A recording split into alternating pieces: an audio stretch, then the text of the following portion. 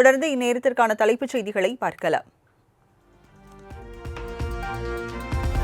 இஸ்ரேலுடன் இணைந்து ஈரான் மீது வான்வழி தாக்குதல் நடத்தும் அமெரிக்கா. ஈரான் தலைநகர் டெஹரான் மீது குண்டுமழை பொழிந்து வருவதால் நீடிக்கும் போர் பதற்றம்.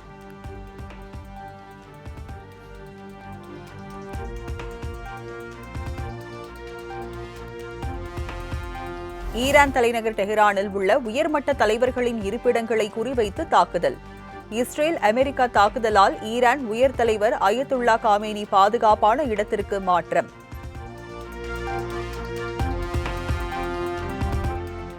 அமெரிக்கா மீதான ஈரானின் அச்சுறுத்தலை முறியடிப்போம்.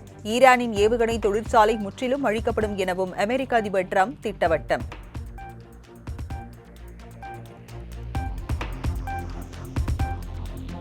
அமெரிக்காவின் அடிப்படை பாதுகாப்பு மற்றும் கட்டமைப்புக்கு சவால் விடும் வகையில் ஈரானின் நடவடிக்கைகள் இருந்ததால் போர். அமெரிக்க மக்களின் வருங்கால நலனுக்காகவே இந்த போர் எனவும் அதிபர் டிரம்ப் விளக்கம்.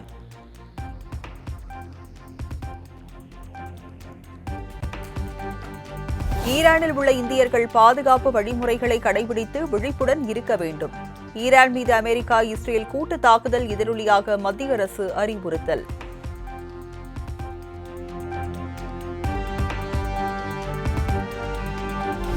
ஈரான் தலைநகர் டெஹரானை குறிவைத்து இஸ்ரேல் வான்வழி தாக்குதல். டெஹரான் முழுவதும் எழுந்த வெடிகுண்டு சத்தத்தால் அச்சத்தில் உறைந்த பொதுமக்கள்.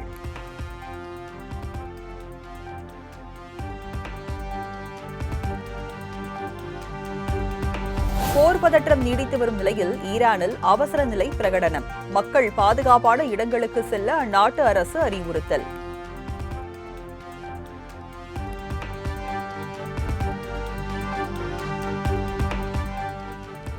அமெரிக்கா இஸ்ரேல் இணைந்து கூட்டு தாக்குதல் நடத்தியதற்கு பதில் தாக்குதலை தொடங்கியது ஈரான்.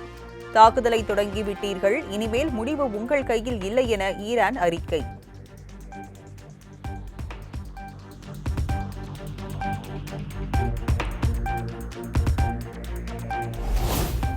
காங்கிரஸ் கட்சிக்கு ஒரு மாநிலங்களவை சீட் தருவதாக திமுக ஏற்கனவே உறுதி. திமுகவுடனான முதற்கட்ட பேச்சுவார்த்தை சுமூகமாக நடைபெற்றதாக செல்வ பெருந்தகை பேட்டி. ஒரு சீட்டு கொடுப்பதாக போடும்போது உங்களை வைத்துக்கொண்டு கையொப்பமிட்டு அதை சொல்லுவோம். கூட்டணிக்கு புதிய கட்சிகள் வந்திருக்கனால இடங்கள் குறைக்கப்படும் சொல்லி சொல்றாங்க. அதுல உங்களுக்கு குறைக்க கேட்டிருக்காங்களா சார்? இல்ல, அதெல்லாம் நாங்க பேசல. ராஜ்யசபா பேசுறீங்களா சார்? ராஜ்யசபா ஏற்கனவே மாண்பு முதலமைச்சர் ஒரு சீட்டு கொடுப்பதாக கூறியிருக்கிறார். இது போடும்போது உங்களை வைத்துக்கொண்டு கையொப்பமிட்டு அதை சொல்லுவோம். கூட்டணிக்கு புதிய கட்சிகள் வந்திருக்கனால இடங்கள் குறைக்கப்படும்.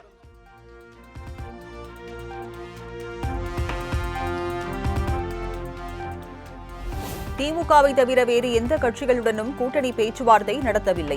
தவேக காங்கிரசுடன் பேச்சுவார்த்தை நடத்தியதாக கூறியது குறித்து செய்தியாளர்களின் கேள்விக்கு செல்வ பெருந்தகை பேட்டி.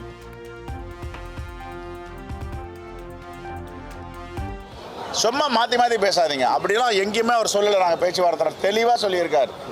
நாங்கள் திராவிட முன்னேற்ற கழகத்தோடு தான் பேச்சுவார்த்தை நடத்தி கொண்டிருக்கிறோம், சென்று கொண்டிருக்கிறது. நன்றி, வணக்கம்.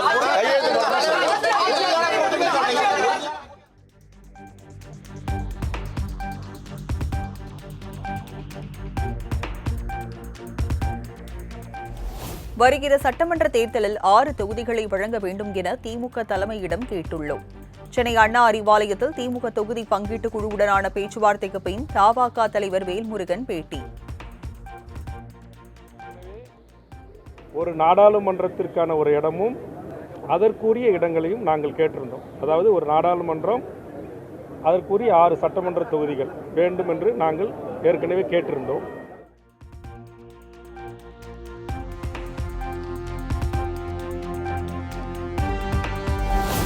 இன்னும் 10 நாட்களுக்குள் தேர்தல் அறிக்கை முழு படிவம் முதலமைச்சரிடம் ஒப்படைக்கப்படும். மக்கள் எதை எதிர்பார்க்கிறார்களோ அதையே அறிக்கையாக வெளியிடுவோம் என திமுக எம்பி கனிமொழி பேட்டி.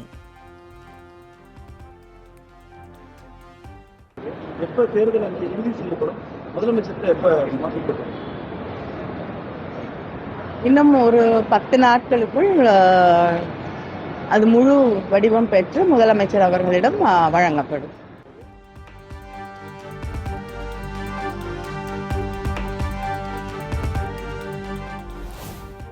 மதிமுகவில் இருந்து பிரிந்து புதிய கட்சியை தொடங்கிய மல்லை சத்யா திமுகவிற்கு ஆதரவு. சென்னை எழும்பூரில் நடைபெற்ற திராவிட வெற்றிக் கழக பொதுக்குழு கூட்டத்தில் தீர்மானம் நிறைவேற்றம்.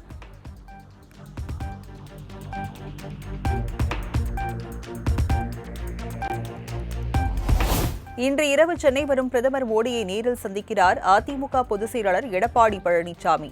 விமான நிலையத்தில் பிரதமர் மோடிக்கு உற்சாக வரவேற்பு அளிக்கவும் திட்டம்.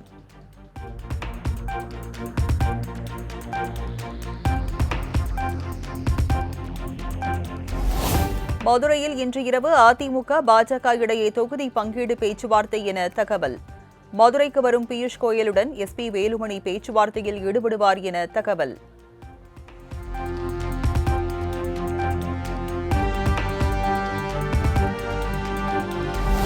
மதுரையில் நாளை அதிமுக பாமக இடையே தொகுதி பங்கீடு பேச்சுவார்த்தை நடைபெறவுள்ளதாக தகவல். மதுரை ஜேஆர்டி ஹோட்டலில் அதிமுக பொதுச் செயலாளர் எடப்பாடி பழனிசாமியை சந்திக்கிறார் பாமக தலைவர் அன்புமணி.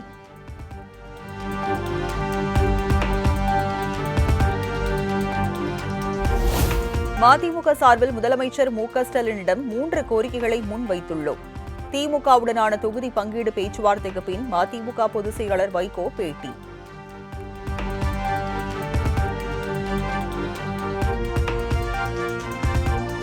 திமுக தொகுதி பங்கீடு பேச்சுவார்த்தை குழுவிடம் 6 தொகுதிகளை ஒதுக்குமாறு கோரிக்கை வைத்துள்ளோம். தமிழக வாழ்வுரிமை கட்சித் தலைவர் வேல்முருகன் பேட்டி. இருக்கிற சட்டமன்ற தேர்தலில் தமிழக வாழ்வுரிமை கட்சிக்கு கூடுதல் இடங்களை தாருங்கள் என்ற கோரிக்கையும் முன்வைத்திருக்கிறோம். ஒரு நாடாளுமன்றத்திற்கான ஒரு இடமும் அதற்குரிய இடங்களையும் நாங்கள் கேட்டிருந்தோம். அதாவது ஒரு நாடாளுமன்றம் அதற்குரிய 6 சட்டமன்ற தொகுதிகள் வேண்டும் என்று நாங்கள் ஏற்கனவே கேட்டிருந்தோம்.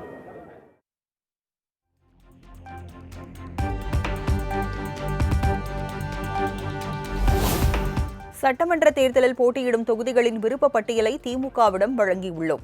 தொகுதி பங்கீடு பேச்சுவார்த்தைக்கு பின் மனிதநேய ஜனநாயக கட்சித் தலைவர் தமிமுன் அன்சாரி பேட்டி. பட்டியல் கொடுத்துருக்குறோம். புரியா இல்லையா? எங்களுக்கான விருப்ப பட்டியலை நாங்கள் கொடுத்துருக்குறோம். எத்தனை நீங்கள் திரும்ப திரும்ப கேட்குறீங்க பார்த்தீங்கன்னா சொல்ல மாட்டோம். விருப்ப பட்டியலை கொடுத்துருக்குறோம்.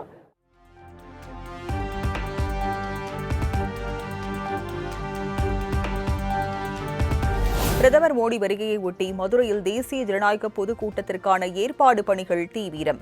திருப்பரங்குன்றம் முருகன் கோவிலில் பிரதமர் மோடி சாமி தரிசனம் செய்ய உள்ளதால் பலத்த போலீஸ் பாதுகாப்பு.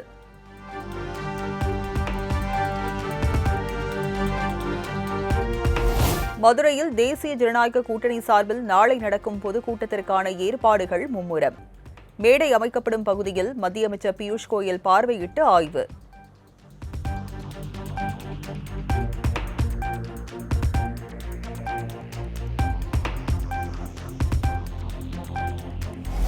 திமுகவில் இணைந்ததன் மூலம் ஜெயலலிதாவின் முதுகில் குத்திய ஓ பன்னீர்செல்வத்தை மக்கள் மன்னிக்கவே மாட்டார்கள்.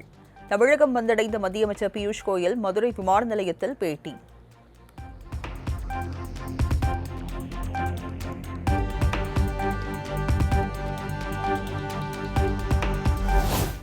மீண்டும் அதிமுகவில் இணைந்தார் ஓ பன்னீர்செல்வத்தின் ஆதரவாளர் கொளத்தூர் கிருஷ்ணமூர்த்தி. சென்னை பசுமை வழிச்சாலையில் அதிமுக பொதுச் செயலாளர் எடப்பாடி பழனிசாமியை சந்தித்து அதிமுகவில் இணைந்தார்.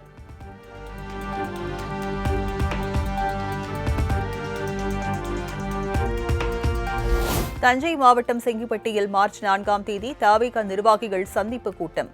தவேக தலைவர் விஜய் பங்கேற்க உள்ள நிலையில் அனுமதி கேட்டு மாவட்ட காவல் கண்காணிப்பாளரிடம் நிர்வாகிகள் மனு.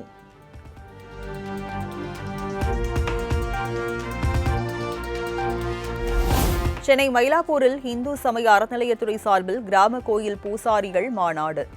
கோயில் பூசாரிகளுக்கு மாதாந்திர ஊக்கத்தொகை மற்றும் நலத்திட்ட உதவிகளை வழங்கினார் முதலமைச்சர் மு.க.ஸ்டாலின்.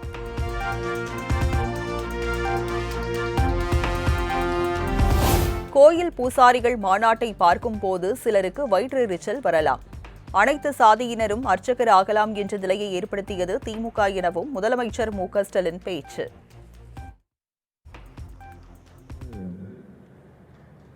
பலருக்கு வியப்பாக இருக்கலாம், ஏன் சிலருக்கு எரிச்சல் கூட வரலாம்.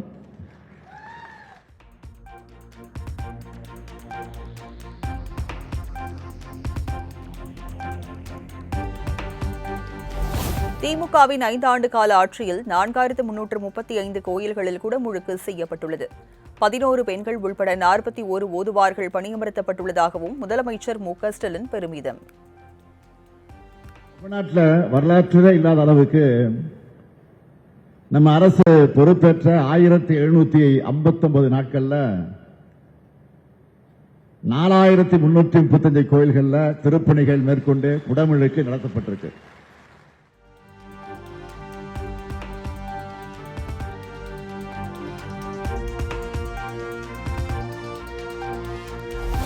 ஒவ்வொரு ஆண்டு பொங்கல் பண்டிகை அன்று பூசாரிகளுக்கு புத்தாடை வழங்கப்படும். உறுப்பினராக உள்ள பூசாரிகள் மரணமடைந்தால் குடும்பத்தினருக்கு 1 லட்சம் ரூபாய் வழங்கப்படும் என்பன உள்ளிட்ட 11 அறிவிப்புகளை வெளியிட்ட முதலமைச்சர் மு.க.ஸ்டாலின்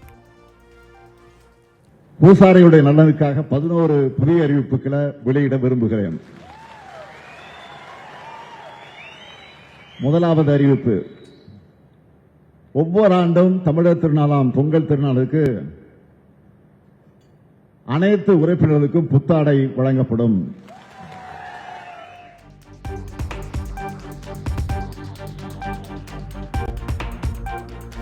சென்னை பூந்தமல்லி வடபழனி இடையே மெட்ரோ ரயில் இயக்க அனுமதி. ரயில்வே பாதுகாப்பு ஆணையர் A.M. சௌத்ரியின் 4 நாட்கள் ஆய்வை தொடர்ந்து அனுமதி வழங்கி நடவடிக்கை.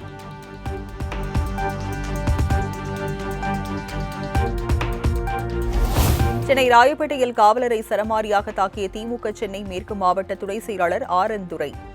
வீடியோ இணையத்தில் வெளியாகி பரபரப்பு.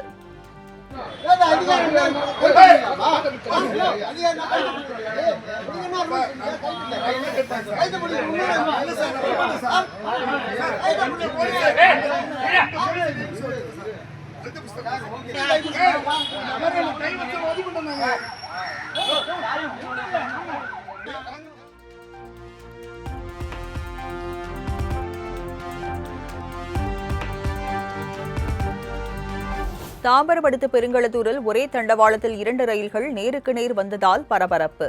சுதாரித்துக் கொண்ட ஓட்டுநர்கள் உடனடியாக ரயில்களை நிறுத்தியதால் பெரும் விபத்து தவிர்ப்பு.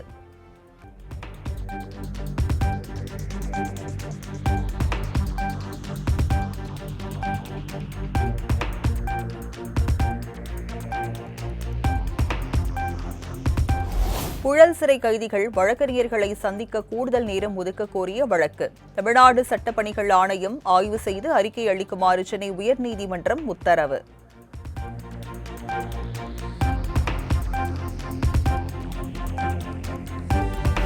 திருவாரூர் அருகே கட்டுப்பாட்டை இழந்து வீட்டிற்குள் புகுந்த லாரியால் பரபரப்பு. லாரி ஓட்டுநர் படுகாயங்களுடன் மருத்துவமனையில் அனுமதி.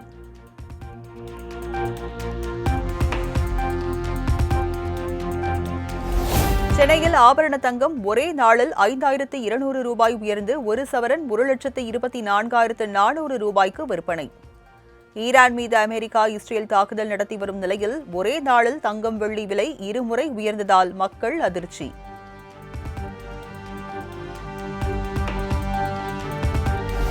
வெள்ளி விலை காலையில் கிராம் ரூபாய் 5 உயர்ந்த நிலையில் மேலும் ரூபாய் 20 உயர்ந்து 1 கிராம் 320க்கு விற்பனை. 1 கிலோ வெள்ளி 3,20,000 ரூபாய்க்கு விற்பனை. சென்னையில் வெள்ளி விலை கிலோவுக்கு 5,000 ரூபாய் உயர்ந்து 1 கிலோ 3 லட்சம் ரூபாய்க்கு விற்பனை.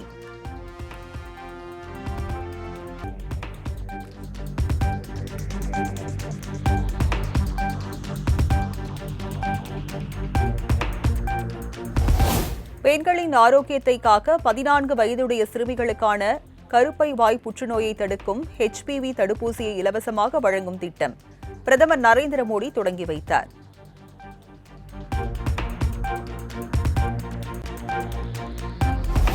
நடப்பு நிதியாண்டின் 3ஆம் காலாண்டில் நாட்டின் பொருளாதார வளர்ச்சி 7.8% என மத்திய அரசு அறிவிப்பு. நாட்டின் மொத்த உள்நாட்டு உற்பத்தி சதவிகிதம் 7.6% உயரும் என்றும் தகவல்.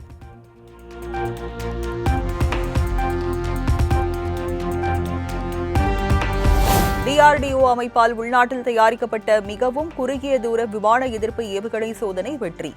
உயரத்தில் பறக்கும் அதிவேக விமான இலக்குகளை துல்லியமாக கண்டறிந்து இந்த ஏவுகணை அழித்ததாக தகவல்.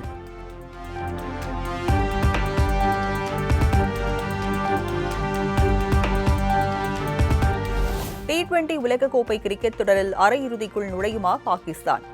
இன்று இரவு 7 மணிக்கு சூப்பர் 8 சுற்றில் இலங்கை பாகிஸ்தான் அணிகள் பல பரீட்சை.